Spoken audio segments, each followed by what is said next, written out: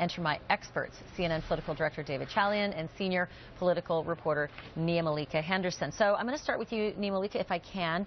The issue of the email, and so much of it depends on how the headline is broadcast or read or printed, and how much eye-rolling goes on, because if you ask some people, there is no scandal, and this is much ado about nothing. If you ask others, it goes all the way back to the notion of having a personal server in the first place, even for private email. But look what people say. The registered voters came in and said no matter what, 56% of them said that was wrong. Is this what's costing her this big slide in favorability?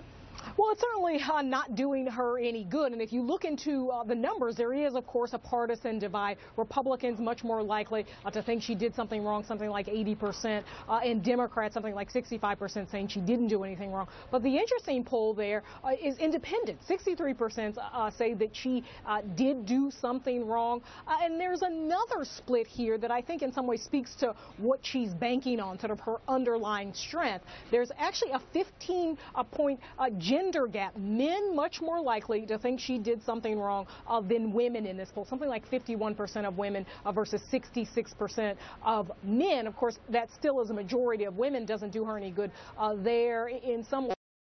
Got to figure this out, and you see them trying to talk about it. She talked about it yesterday. There was that moment when she sort of joked about it as if to say, listen, every Democrat who is freaking out about this, hold on to your horses.